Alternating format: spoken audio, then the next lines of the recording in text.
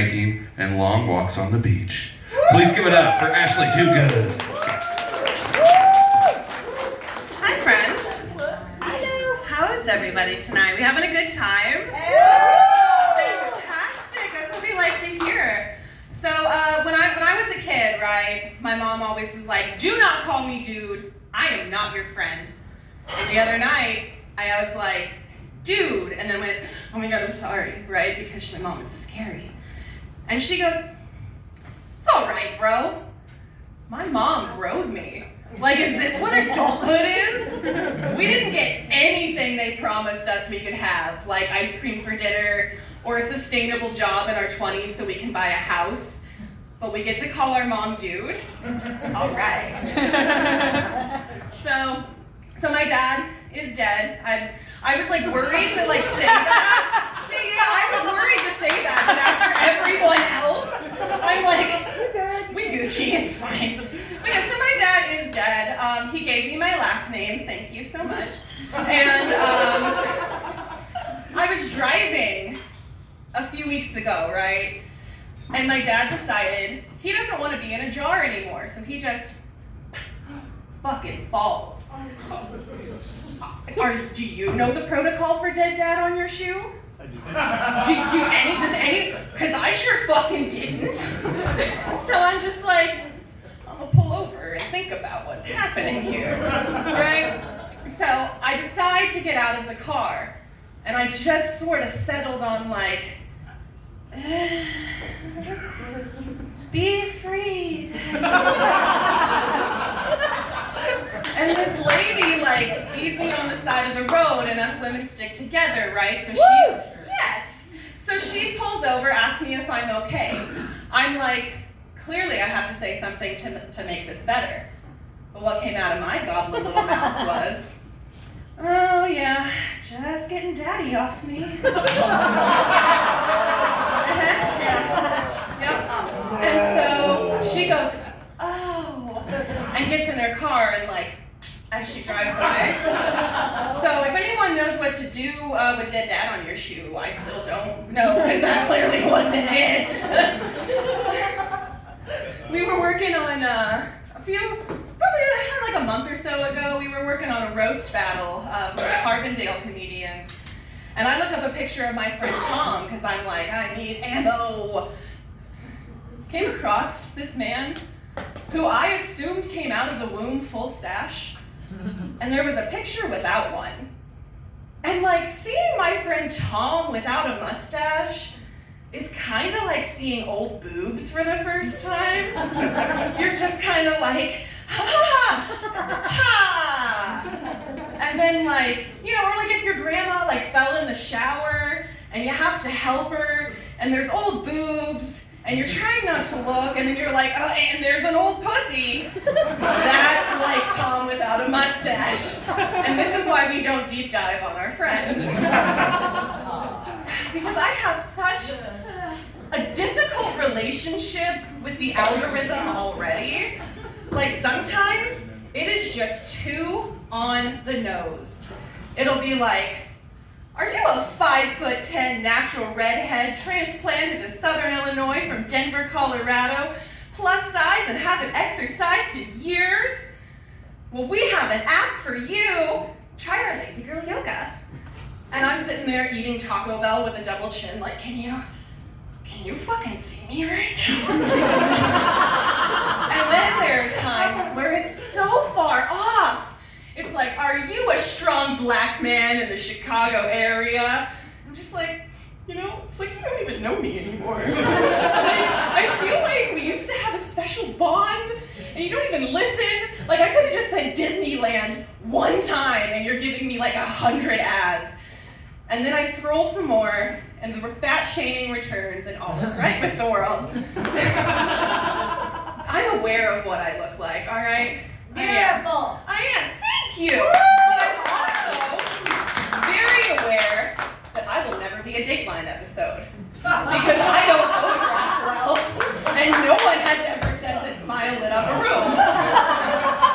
So if I did get kidnapped, it would be amazing. You would think it would be hard to kidnap me because, you know, large. But like, if you tell me there's candies in puppy in a bandage, I'm diving in that motherfucker. Like, puppies and candy, yeah! But then they would like hear me testing out bits and they'd be like, that tooth gap smile, get out of the van, get out.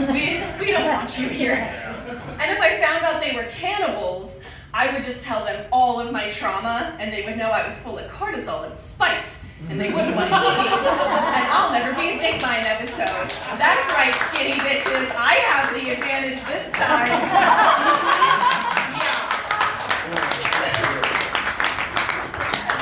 Oh, that makes me happy. So, but I do try to eat healthier. So I like brought my lunch to work, and I had like cheesy potatoes and some turkey sausage, some peas, and a little treaty treat, because, you know, I packed my lunch, so cake. And the girls convinced me to eat out for lunch. Put my lunch in the fridge, safe and sound. Next day, I go to get my lunch and heat it up. There's a fucking cut line through the potatoes where somebody took half of them. Sausage, gone. Cake, gone. You don't touch a fat bitch's cake. What is wrong with you? But the peas are untouched. So whoever did this doesn't like peas. I work at the courthouse, so I'm like basically a detective now. So Detective TWOGOOD is on the case, but I can't just come right out and ask who stole half my lunch. I have to get clever. I gotta come up with reasons to talk about peas. So I just walk up to somebody and I'm like, what's your favorite vegetable? How do you feel about peas? Saw somebody wearing a green shirt. I was like, did you say that's pea green?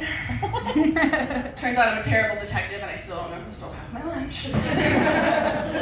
My coworker did learn a new word the other day though. We'll call her Samantha. So I was talking about wills that I was scanning into the system. And I was like, man, I love the word bequeath. And someone said they didn't like that word. And I went, is it because it sounds like queef? Samantha had never heard that word before. So she's just going, queef? Queef? Queef? And I'm just like, oh my God, I need you to stop. Please stop. And so we explained to her what it means. Next day, she just turns in her chair where it's dead silent. She just turns in her chair and she goes, I think vajart would be a better word. And then I have another coworker who popped around and she was like, I was thinking like a combination of like twat farts and twart maybe. And we were all super glad once again that HR is across 2 parking lots in another building up 3 flights of stairs because, dear God. But, you know, I do enjoy scanning the wills because I like to read them. They're interesting. And sometimes you get a little gem that goes like this. So I'm reading the will. It starts out really normal. To my first son, $30,000 and the boat. To my second son, $30,000 and the jet ski. And in my head, I'm formulating like a Price is Right joke, and I'm like, and the other gets a new car. What I actually read, guys, what is factual things that happened in this world? Oh my God. I read, to my good-for-nothing whore of a daughter, I leave 2 pennies. 1 for her thoughts, 1 for her to rethink them because clearly her thoughts cannot be trusted. And I'm like, what did you do, Linda? What did you do, you 2-penny hoe? The third son did get a car. It wasn't new, but it was the one that him and his dad had worked on in his childhood. I imagine he didn't hold the flashlight correctly and blamed it on Linda. And he was like, yeah, son, she's a 2-penny hoe. Her thoughts can't be trusted. And then I think, like, every time I do something wrong in my life, I'm like, is this it? Is this what Linda did? And it just makes me so glad my dad is already dead. And he doesn't know my thoughts can't be trusted. Thank you guys, I'm Ashley TWOGOOD.